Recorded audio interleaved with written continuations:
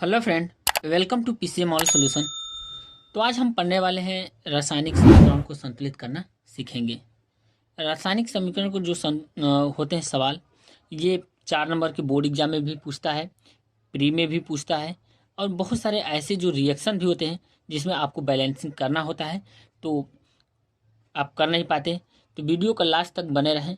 और आज हम सीखने वाले हैं रासायनिक अभिक्रिया को संतुलित कैसे करते हैं। तो देखेंगे यहाँ से, पहले हम बेसिक से देखते हैं। तो पहले हम देखेंगे यहाँ से, ये यहाँ पे ये तीर होता है। तीर जिधर होता है उधर होता है उत्पाद।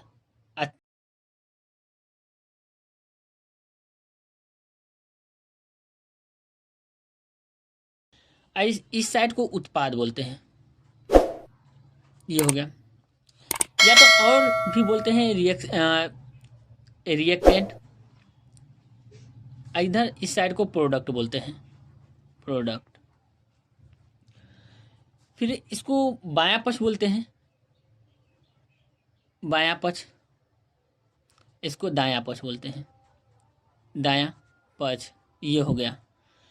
या इसको एलएचएस आरएचएस बोलते हैं। तो हम दोनों साइड को ऐसे ही अभिक्रिया से पहले हम बेसिक से यहाँ पे सीखें कि जिधर तीर होगा उसको उत्पाद बोलेंगे, और जिधर तीर नहीं है, पीछे साइड है, उसको हम बोलते हैं क्रियाकारक। तो दोस्तों हम देखेंगे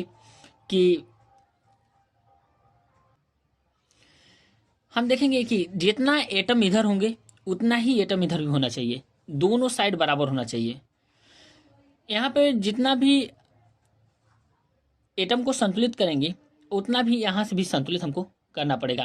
जितना क्रियाकारक में होंगे उतना ही उत्पाद में होंगे। जैसे हम यहाँ से एक देख लेते हैं, यहीं पे एग्जांपल, एक सोडियम इधर है तो इधर देखेंगे एक सोडियम है, और यहाँ पे एक एन है तो एक एन है। ओ इधर 3 है तो इधर भी 3 है। ए जी सिल्वर एक है तो सिल्वर एक है। Cl एक है तो Cl एक है। तो इस तरह से देखेंगे तो ये रिएक्शन हमारा क्या है, बैलेंस है। दोनों साइड जो एटम है, जो परमाणु है, सेम है। तो हमको इसी तरह से बैलेंस करना है। इधर भी हमारा जो परमाणु है या एटम हो सेम होना चाहिए, इस साइड भी हमारा परमाणु या एटम दोनों सेम होना चाहिए। तो पहला हम नंबर देखेंगे जो यहाँ से KI, क्वेश्चन नंबर लिखते हैं फर्स्ट। तो यहाँ पे लिखेंगे पहला नंबर, यहाँ से KI ये प्लस Cl2, और फिर ये तीर हो जाएगा KCl और प्लस I2। आपको क्या करना पड़ेगा कि इसको बैलेंस करना पड़ेगा। तो ये रहा हमारा पहला प्रश्न। अब पहला प्रश्न को हम सॉल्व कर रहे हैं। तो देखेंगे यहाँ पे KI कितना है, तो अलग अलग एटम को आपको अलग अलग लिखना है। बहुत सारे ऐसे तरीके हैं जो आप किसी भी तरीके से क्वेश्चन को सॉल्व कर सकते हैं। तो ये रहा पहला, हम देखेंगे के इधर हम देखेंगे कितना है, और आई देखेंगे इसमें पहला नंबर में। तो यहाँ पे हमारा आई कितना है ये देखेंगे, और के कितना है इधर इस साइड लिखेंगे। फिर Cl देखेंगे यहाँ से, Cl, तो Cl हमारा कितना है, 2 है यहाँ से। पोटेशियम हमारा 1 है, और आयोडीन भी हमारा कितना है, 1 है। ये रहा हमारा बायां पक्ष। और दाहिने पक्ष में देखेंगे यानी उत्पाद में देखेंगे तो के हम देखेंगे कितना है, के हमारा 1 है यहाँ से। Cl भी हमारा कितना है, 1 ही है। तो यहाँ पे भी हमारा 1 और 1 है। I2 की बात किया जाए तो यहाँ पे I2 कितना है, हमारा 2 है। इस तरह से आपको लिख लेना है बैलेंस करने में। पेपर बोर्ड एग्जाम में ऐसे ही लिखना है। आप चाहें तो दूसरा तरीका आ रहा है तो दूसरे तरीके से कर भी सकते हैं। तो देखेंगे कि यहाँ पे आयोडीन 2 है, लेकिन यहाँ पे आयोडीन 1 है, और के भी 1 ही है। तो आयोडीन यहाँ पे 2 है, तो हमको 2 से यहाँ पे यदि गुणा कर दें तो आयोडीन हमारा कितना हो जाएगा, 2 हो जाएगा। यानी पोटेशियम भी 2 हो जाएगा, और आयोडीन भी हमारा 2 हो जाएगा। क्लोरीन की बात की जाए तो इधर क्लोरीन हमारा 2 है, इस साइड क्लोरीन हमारा कितना है, 1 है। लेकिन 2 से गुणा करने पर पोटेशियम 2 आ गया। लेकिन यहाँ पे यदि हम 2 से गुणा कर दें तो ये हमारा कितना आ जाएगा, यहाँ से 2 आ जाएगा, और यहाँ से भी 2 आ जाएगा। तो हम कह सकते हैं कि क्लोरीन 2 है तो क्लोरीन 2 है, पोटेशियम 2 है तो पोटेशियम 2 है, आयोडीन 2 है तो आयोडीन 2 है। तो जिसमें हमने गुणा किया, इसमें देखा किस में गुणा किया, के और आई में। तो यहाँ पे हम क्या कर देंगे, अगला लिखेंगे यहाँ से KI हमने कितने से गुणा किया, 2 से, तो 2 यहाँ पे लिख देंगे, Cl2 लिख देंगे। फिर उसके बाद हम देखेंगे यहाँ से KCl में हमने कितने का गुणा किया था, 2 का, तो 2KCl यहाँ पे लिख देंगे। 2KCl लिखने के बाद फिर प्लस करेंगे, I2 में हमने एक भी किसी अंक का गुणा नहीं किया, तो उसको सेम हम लिख देंगे। अब देखेंगे कि इधर पोटेशियम 2 है तो इधर भी 2 हो गया, इधर आयोडीन 2 है तो इधर 2 हो गया, इधर क्लोरीन 2 है तो इधर भी क्लोरीन 2 हो गया।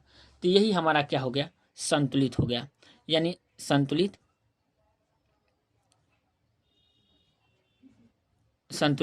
हो गया।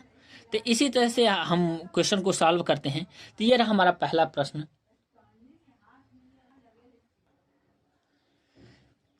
अब हम यहाँ पे देखेंगे सेकेंड नंबर प्रश्न। सेकेंड नंबर प्रश्न हमारा है ये Fe2O3Al Fe प्लस Al2O3। तो अब हम क्या करेंगे, इसको अलग अलग लिख लेंगे। Fe हमारा कितना है, तो ये है 2, O हमारा कितना है, तो ये है 3, यानी यहाँ से कितना हो गया, 2 और 3।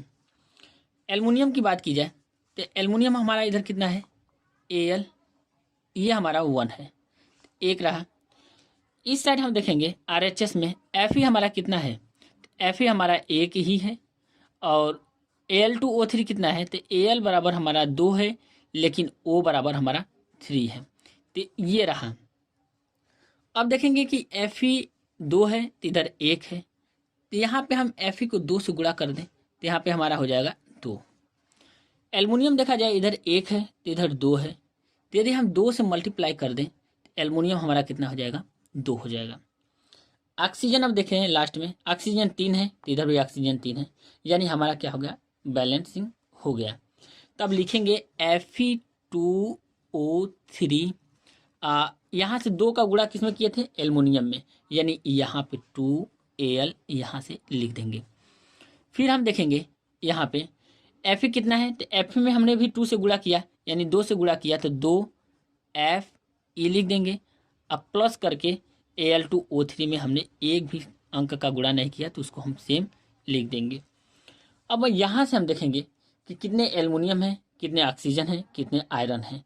आयरन 2 है तो इधर भी 2 है, ऑक्सीजन 3 है तो इधर भी 3 है, एल्युमिनियम 2 है तो इधर भी एल्युमिनियम 2 है, यानी ये क्या हो गया, हमारा दोनों तरफ संतुलित हो गया। तो ऐसे रासायनिक समीकरण को हम संतुलित करते हैं। तो वीडियो को लाइक करें, चैनल को सब्सक्राइब करना न भूलें। थैंक यू दोस्तों।